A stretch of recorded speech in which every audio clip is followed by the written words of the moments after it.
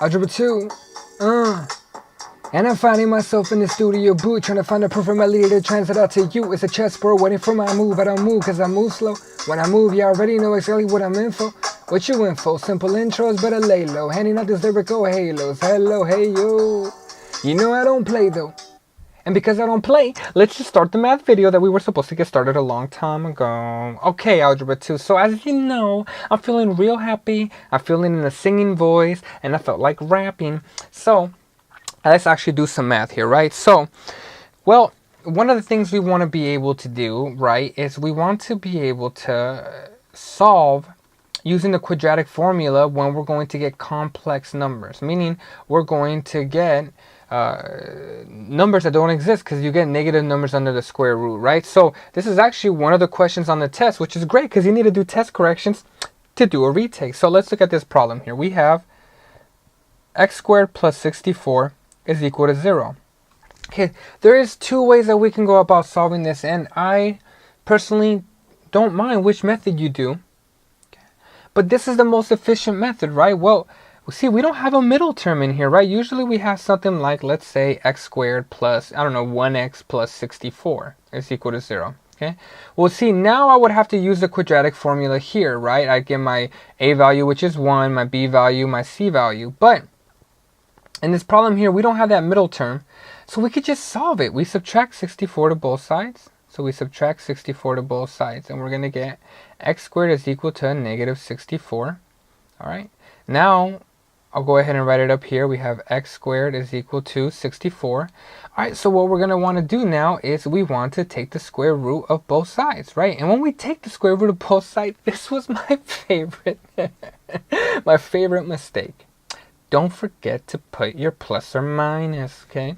So we need to put the plus or minus, right? Well, what's going to happen with the square root and the square? Bam! It's going to cancel, and we're going to get x is equal to plus or minus. Well, what's... Oh, snap! I forgot to put the negative in there. That, my friends, is what I called being way too silly, okay? So we take the square root, right? We get plus or minus the square root of negative 64, right? Well, here... what's going to happen when we have this negative in here? If you looked at the previous videos, right, this is where, I'll write it over here, I is equal to the square root of negative 1. Oh, shoot, someone's texting me. So this is going to be the square root of 64 times negative 1, which is x equals plus or minus the square root of 64 times the square root of negative 1. All right. Now, if we look carefully, well, we're going to get x is equal to plus or minus, well, what's the square root of 64? That's 8. And the square root of negative 1, we have defined that to be I. So it becomes I.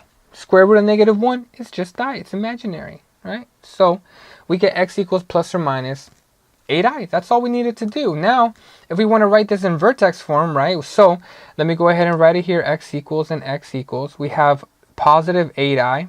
And we have negative 8i. These are my two roots, right? They're two non-real solutions. These are called complex roots, right? They're complex when they're not real. These are imaginary. So if we go to write this in vertex form, we get y is equal to x. Well, this is positive. So remember, it's going to be the opposite. So we're going to get minus 8i.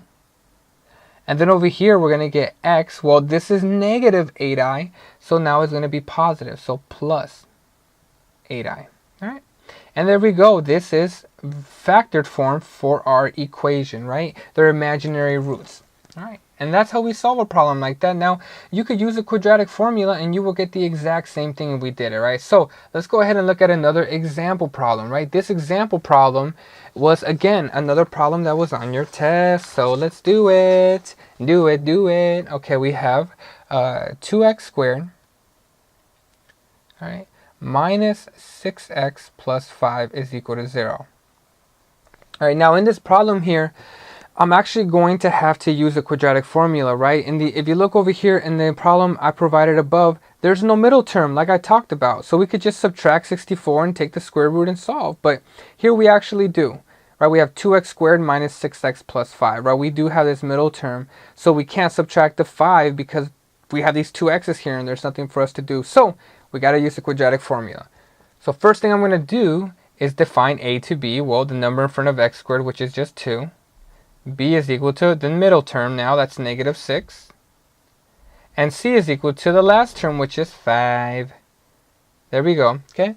And for poops and giggles, I'll go ahead and just write the actual quadratic formula, right? We get negative b, and here we get b squared minus 4ac, that's me, Mr. AC, and then we get 2 times a. This is all equal to x. All right, now let's go ahead and just solve it. So let's go ahead and plug our values in and solve for this problem, right? So I'll go ahead, what I love to do, okay, in these problems is I actually like, right, to leave a blank in there, right? So I'll do that plus or minus the square root, all right, b squared minus 4ac all divided by 2a. And now go ahead, now that I have these values in there, I will go ahead and plug them in. Well, this is negative, this is b, so my value is negative 6, so I'll put negative 6 in here, right? This is b, so I'll put negative 6 in there, right? This is, the next term is a, so my a value was 2, so I'll put 2, and then this is 5 because it was c. And then over here, this is, well, 2a, this is your a value, which is 2, and so I put 2 here. Okay, so last but not least, let's go ahead and solve this down. We're going to get x is equal to, right, well, negative times the negative here is going to be positive, so we're going to get 6 plus or minus the square root, right? Now, like I told you before, I personally don't mind if you use your calculator. Matter of fact, I actually recommend it, right? So we get negative 6 squared. I'm just basically doing this inside part of the square root, minus 4a, which is 2, times 5, and we get negative 4. Wow, that's awesome. We get negative 4 all divided by, well, what's 2 times 2? That's right, it's going to be 4. Okay, so now let's go to simplify this, right? Well, we're going to get 6 plus or minus, all right, over here, this is going to be the square root of 4 times the square root of negative 1, right? This is all divided by 4. Okay, now we're going to get equal to, all right, this is negative 4, and I just broke it up. Square root of 4 times the square root of negative 1. Hopefully, you had enough practice now from the other videos in the practice package that should feel really automatic to you by now. So, we get 6 plus or minus, and what's the square root of 4? Well, that's 2. And what did we say the square root of negative 1 was? Well, that's just I. So we get I all divided by 4. Okay. Whew. Okay, now we just need to, again, simplify this further, right? So we're going to do, to simplify this further, what's 6 divided by 4? Well, 6 divided by 4 is 1.5. Then we're going to get plus or minus. And then we can't forget this part, right? When we divide the 4 with the 6, we have to still divide it with the 2 and the 4, right? So 2 divided by 4 is actually 0.5. And we get the I here, right? So this should be x, right? So now let's go ahead and write our two solutions, right? We're going to get x is equal to 1.5 plus 0.5i, and we're going to get x is equal to 1.5 minus 0.5i. All right, so now this seems kind of hard here, but how do we actually write this in factored form, right? Well, we just kind of proceed like we always do. Y is equal to, all right, you can't forget your dilation, right? And so our dilation is our a value. It's a number in front of x squared, and that's 2, okay? I should have made this clear, but if you look at the video up above here, right, the dilation value is just 1. It's like an invisible 1, which is why over here when I wrote it in factored form, I didn't write anything. It's just a 1. But over here at this other problem, right, well, we do have a number greater than 1 in front of x squared. So this is 2. Our dilation is 2. So we can't forget that. So we're going to get 2. Okay, parentheses, x. Okay, so let's just write the factor form of this root right here, right? This complex root. So what's the opposite of the 1.5? Well, the 1.5 is positive. So the opposite's going to be negative. So this is going to be minus 1.5, right? And now this is the only part that's tricky about these problems is that we do, well, what's the opposite of this? We write it down, but we still have to do what's the opposite of this, right? The opposite of the 0.5i. Well, because there's a plus sign, the opposite of that's a minus. So we're going to get minus 0.5i. Now we're going to get x. Well, if you look here, this is a positive 1.5i for this root, so it's going to be minus 1.5. Sorry, not 1.5i, there's no i there, but just minus 1.5. And now over here, what do you think this would be, right? This is minus 0.5i, so what do you think I'm going to get here?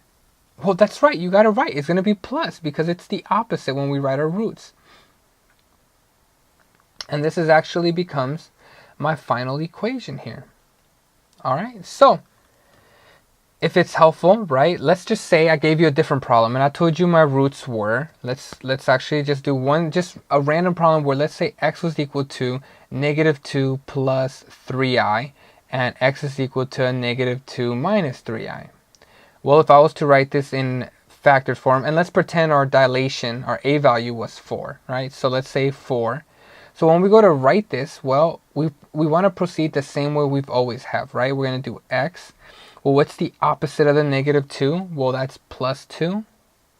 And then what's the opposite of the plus 3i? Well, that's going to be minus 3i.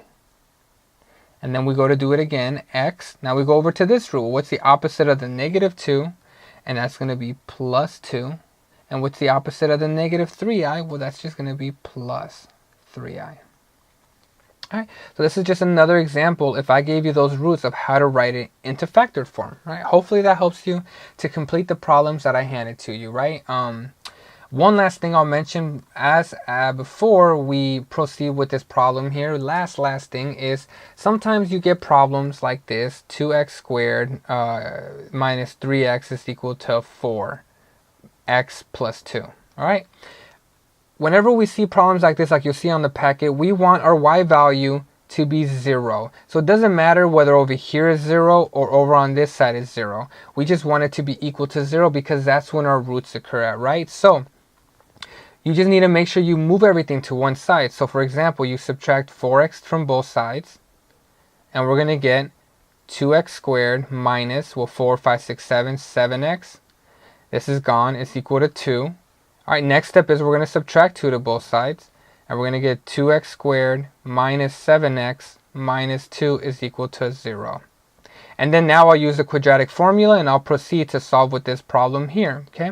And you'll notice when I did this, I organized it so that my x squareds first, then x to the 1, and then my constant term, right?